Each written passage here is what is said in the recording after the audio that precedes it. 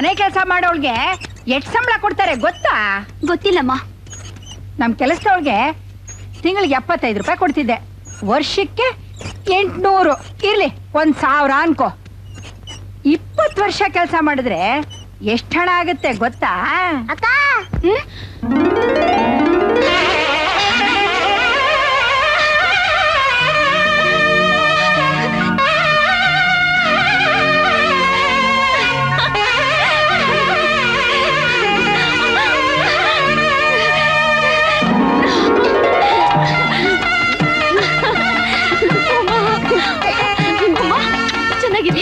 ಚೆನ್ನಾಗಿದ್ದೀನಿ. ನಿನ್ಗೋಸ್ಕರ ನಂಗೆ ಗಸಗಸೆ ಪಾಯಸ ತಂದಿದ್ದೀನಿ, ತಗೋಕ್ಕ. ನೀನ್ ಬಾ ಒಳಗ್ ಬಾ.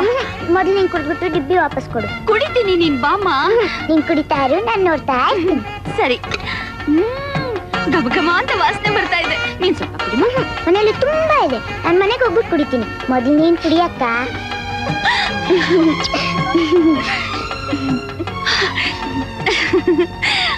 ಅಮ್ಮ ಗೌರಿ, ಏನ್ ಕುಡಿತಾ ಇದೀಯಮ್ಮ? ಅದು ಸಾವಿತ್ರಿ. ಗಸಗಸೆ ಪಾಯಸ. ಪಾಪ ಬಸ್ರಿ ಅಂತ ನಿಮ್ ಕಡೆ ಮಾಡಿ ಕಳ್ಸಿದಾರ? ವಾಸನೆ ನೋಡು ಗೌರಿ, ನೀನ್ ಇವಾಗ ಬಸ್ರಿ ಕಂಡ್ ಮನೆಯವ್ರದನ್ನೆಲ್ಲ ನೀನ್ ಕುಡಿಬಾರ್ದು, ನಿನ್ ಆರೋಗ್ಯ ಕೆಟ್ಟೋಗುತ್ತಪ್ಪ. ಕುಡಿಯೋ ಪಾಯಸ ನಮ್ಮನ್ ಪಾಲ್ ಮಾಡ್ದ್ಯಾ? ನಿನ್ ಕೈ ಸೇದೋಗ. ಏನ್ ಬೊಗಳಿದೆ ಕತ್ತೆ?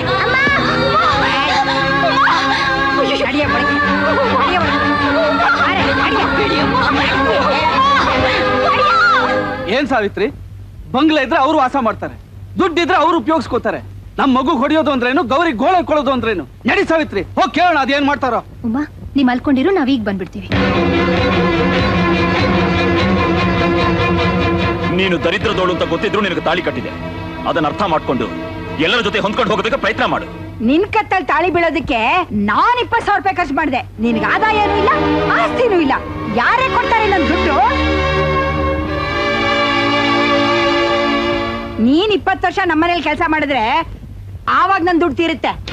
ಅದಕ್ಕೆ ನನ್ನ ಕೆಲಸದೊಳಗ್ ಮಾಡಿದ್ರ? ಸದ್ಯ ಮೈ ಮುರಿಯೋ ಕೆಲಸ ಕೊಟ್ಟೆ ಹೊರತು ಮೈ ಮಾರೋ ಕೆಲಸ ಕೊಡ್ಲಿಲ್ವಲ್ಲ? ಬಾಯಿ ಮುಚ್ಚೆ, ಏನ್ ಮಾತಾಡ್ತಿದ್ಯಾ? ಕೇಳಿದ್ರು ಅವಳು ನನ್ನ ಎಷ್ಟು ಕೇವಲವಾಗಿ ಮಾತಾಡ್ತಿದ್ದಾಳೆ ಅಂತ. ಅವರು ನಿನ್ ತಾಯಿ ಸಮಾನ ಅಂದ್ರೆ ತಪ್ಪೇನಿದೆ? ಅವಳು ತಾಯಿ ಜಾತಿಗೆ ಸೇರಿದವಳಲ್ಲ, ತಲೆ ಹಿಡಿಯೋ ಜಾತಿಗೆ ಸೇರಿದವಳು. ನಮ್ಮ ಗೌರಿ ಸದಾ ನಿನ್ನ ಸೇವೆ ಮಾಡ್ಕೊಂಡು ಒಂಟಿಯಾಗೇ ಇರ್ತೀನಿ ಅಂತ ಹಠ ಮಾಡ್ತಾ ಇದ್ದವಳನ್ನ ನಾನು ಬಲವಂತ ಮಾಡಿ ನಿನ್ನ ಮೇಲೆ ಆಣೆ ಇಡಿಸಿ ಮದುವೆಗೆ ಒಪ್ಪಿಸ್ದೆ. ನೀನು ಒಳ್ಳೆ ಕಡೆ ಅವಳಿಗೆ ಮದುವೆ ಮಾಡಿಸ್ದೆ. ಅದಕ್ಕೆ ನಾವ್ ಎಷ್ಟು ಸಂತೋಷ ಪಟ್ವಿ ಅಂತ ನಿಂಗೆ ಗೊತ್ತಾ? ಆಮೇಲಾದ್ರೂ ಅವಳು ಸಂತೋಷವಾಗಿರ್ತಾಳೆ ಅಂತ ಅನ್ಕೊಂಡಿದ್ವಿ, ಆದ್ರೆ ಎಲ್ಲ ತಲೆ ಕೆಳಗಾಗೋಯ್ತು. ಹೋಗ್ಲಿ, ಅವಳಿಗೆ ಸಹಾಯ ಮಾಡೋಣ, ನಮ್ ಕೈಲಾದಷ್ಟು ಹಣ ಕೊಡೋಣ ಅಂದ್ರೆ ನಮ್ಮ ಹತ್ರ ಅದೂ ಇಲ್ಲ. ಅವಳು ಸಂತೋಷವಾಗಿರೋ ಹಾಗೆ ನೀನೇ ಏನಾದ್ರೂ ಒಂದು ದಾರಿ ತೋರ್ಸಪ್ಪ. ಬನ್ನಿ ಶಾಸ್ತ್ರಿಗಳೇ, ಬನ್ನಿ. ನಮ್ಮ ಗೌರಿಗೆ ನಾನೆಲ್ಲ ಕೇಳಿಸ್ಕೊಂಡೆ. ಮತ್ತೆ ನೀವಾದ್ರೂ ಆ ಸ್ವಾಮಿಗೆ ಹೇಳಿ ನಮಗೆ ದುಡ್ಡು ಬರೋ ಹಾಗೆ ಮಾಡಿ. ಹೀಗ್ ಸುಮ್ನೆ ಕೇಳಿದ್ರೆ ದುಡ್ಡು ಬರುತ್ತಾ? ಮತ್ತಿನ್ನೇನ್ ಮಾಡ್ಬೇಕು? ಕೈಲಾಸ ನಿರ್ಮಾಣಕ್ಕೆ ಹಣ ಬೇಕಾದಾಗ ಬ್ರಹ್ಮನ ಆದೇಶದ ಪ್ರಕಾರ ಆ ಶಿವನೇ ವರಮಹಾಲಕ್ಷ್ಮಿ ವ್ರತ ಮಾಡಿ ಫಲ ಪಡ್ಕೊಂಡಂತೆ. ಹಾಗೆ ನೀವು ನಿಷ್ಠೆಯಿಂದ ವ್ರತ ಮಾಡಿದ್ರೆ ನಿಮಗೂ ಫಲ ಸಿಗತ್ತೆ. ನಮ್ಮ ಗೌರಿಗೋಸ್ಕರ ನಾವ್ ಏನ್ ಬೇಕಾದ್ರೂ ಮಾಡ್ತೀವಿ.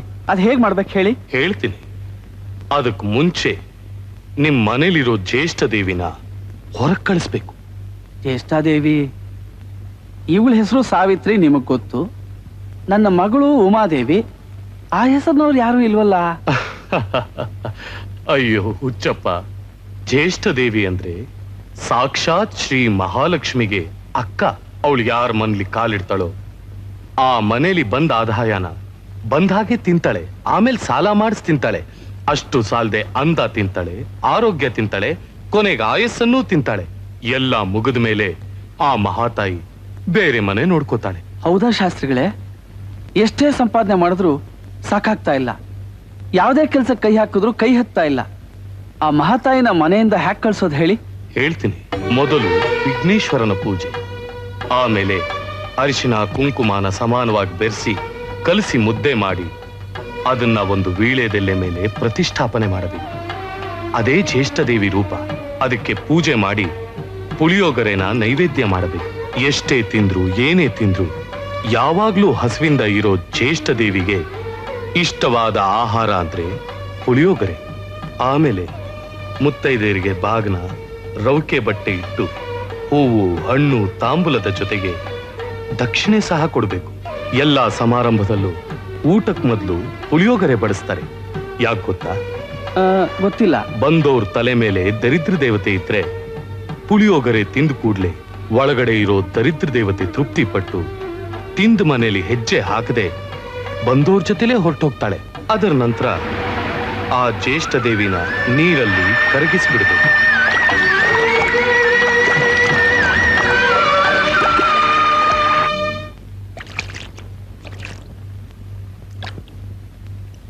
ಸಾವಿತ್ರಿ, ನಮ್ಮ ಉಮನ್ ಪ್ರಾಣ ಉಳಿಸೋದಕ್ಕೋಸ್ಕರ ನಮ್ ಗೌರಿ ಚಿನ್ನದ ಪದಕನೆಲ್ಲ ಅಡ ಇಟ್ಬಿಟ್ಲು. ಅಂಥವಳಿಗೆ ಒಳ್ಳೇದಾಗ್ಲಿ ಅಂತ ವ್ರತ ಮಾಡೋಣ ಅಂದ್ರೆ ಎಲ್ಲೂ ದುಡ್ಡು ಸಿಗ್ಲಿಲ್ಲ ರೀ. ಅದಕ್ಕೆ ಯಾಕೆ ನೀ ಇಷ್ಟೊಂದು ಯೋಚನೆ ಮಾಡ್ತಾ ಇದ್ಯಾ? ಬಹಳ ಒಳ್ಳೆ ಕೆಲಸ ಮಾಡಿದ್ಯಾ. ನಮ್ಮ ಗೌರಿ ಬಾಳ್ ಒಳ್ಳೇದಾಗೋದಕ್ಕೆ ನಾವೇನ್ ತ್ಯಾಗ ಮಾಡಿದ್ರು ತಪ್ಪಿಲ್ಲ. ನೋಡು, ವ್ರತ ಮಾಡೋದಕ್ ಮುಂಚೆ ಮನೆಯೆಲ್ಲ ಗೋಸಗಣಿಯಿಂದ ಸಾರಿಸಿ ಗೋಮೂತ್ರ ಚಿಮಿಕ್ಸಿ ಶುದ್ಧ ಮಾಡ್ಬೇಕು ಅಂತ ಶಾಸ್ತ್ರಿಗಳು ಹೇಳಿದ್ದಾರೆ. ಹೋಗಿ ಗೋಮಾಯ ತಗೊಂಬ. ಗೋವು ಅತಿ ಪವಿತ್ರವಾದದ್ದು. ಅಂಥ ಗೋವಿನಲ್ಲಿ ಮುಕ್ಕೋಟಿ ದೇವತೆಗಳು, ಸಮಸ್ತ ದೇವರುಗಳು ನೆಲೆಸಿರುತ್ತಾರೆ. ಆದ್ರೆ ಗೋವು ಲಕ್ಷ್ಮೀ ದೇವಿಗೆ ಮಾತ್ರ ಜಾಗ ಕೊಡಲಿಲ್ಲವಂತೆ. ಲಕ್ಷ್ಮಿಯು ಗೋವಿನ ಬಳಿ ಬಂದು ನನಗೂ ನಿನ್ನ ದೇಹದಲ್ಲಿ ಜಾಗ ಕೊಡು ಎಂದು ಕೇಳಿದಾಗ, ನೀನು ಚಂಚಲೆ, ನಿನ್ನಂಥವರಿಗೆ ನನ್ನ ದೇಹದಲ್ಲಿ ಜಾಗವಿಲ್ಲವೆಂದು ಆ ಗೋವು ಹೇಳಿತಂತೆ. ಲಕ್ಷ್ಮಿ ಬಹಳ ಬೇಡಿಕೊಂಡ ಮೇಲೆ ನನ್ನ ದೇಹದ ಎಲ್ಲಾ ಜಾಗಗಳು ತುಂಬಿವೆ, ಉಳಿದಿರುವುದು 2 ಜಾಗ, ಗೋಮೂತ್ರ ಹಾಗೂ ಗೋಮಾಯ ಬರೋ ಜಾಗ, ಅಲ್ಲಿರುತ್ತೀಯಾ ಎಂದು ಕೇಳಿದಾಗ ಸಂತೋಷದಿಂದ ಲಕ್ಷ್ಮಿ ಆ ಜಾಗದಲ್ಲಿ ಹೋಗಿ ಸೇರಿಕೊಂಡಳಂತೆ. ಆಗಿಂದ ಗೋಮಾತೆನ ಎಲ್ಲರೂ ಗೋಮಹಾಲಕ್ಷ್ಮಿ ಎಂದು ಕರೆಯುತ್ತಾರೆ. ಆದ್ದರಿಂದ ಗೋವಿನ ಮುಂಭಾಗಕ್ಕಿಂತ ಹಿಂಭಾಗ ಮುಟ್ಟಿ ನಮಸ್ಕಾರ ಮಾಡಿದವರು ಲಕ್ಷ್ಮಿಯ ಕೃಪಾ ಕಟಾಕ್ಷಕ್ಕೆ ಪಾತ್ರರಾಗುತ್ತಾರೆ. ಓಂ ಲಕ್ಷ್ಮಿಯೇ ನಮಃ, ಓಂ ಪ್ರಕೃತಿಯೇ ನಮಃ, ಓಂ ವಿಕೃತಿಯೇ ನಮಃ, ಓಂ ವರಪ್ರದಾಯಿನೇ ನಮಃ.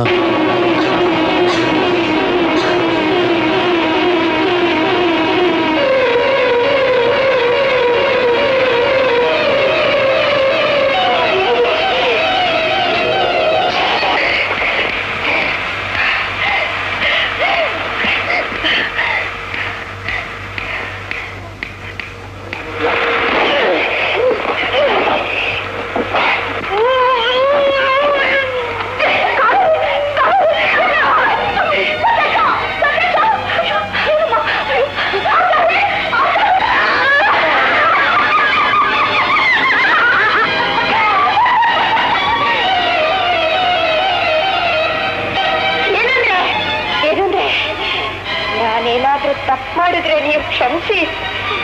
ನಿಮ್ ಜೊತೆ ನಾನು ಬಾಳೋಕೆ ನನಗೊಂದೇ ಒಂದು ಅವಕಾಶ ನೀವು ಕೊಡಬೇಕಾಗಿತ್ತು. ಒಂದೇ ಒಂದು.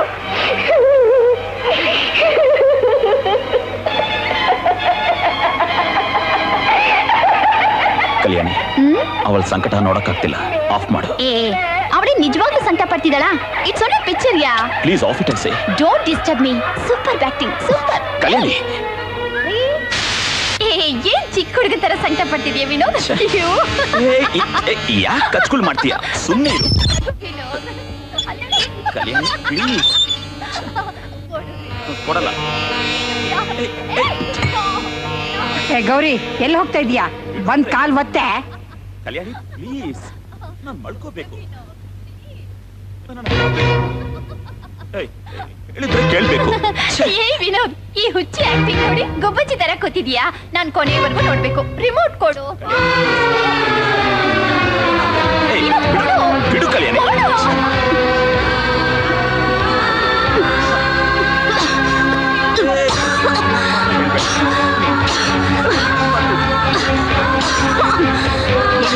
ನಾಯ್ಕಲ್ಲಿ ಬಂದಿದ್ಯಾ ಇಲ್ಲ ಟಿಟಿ ಬಂದಿದ್ಯಾ?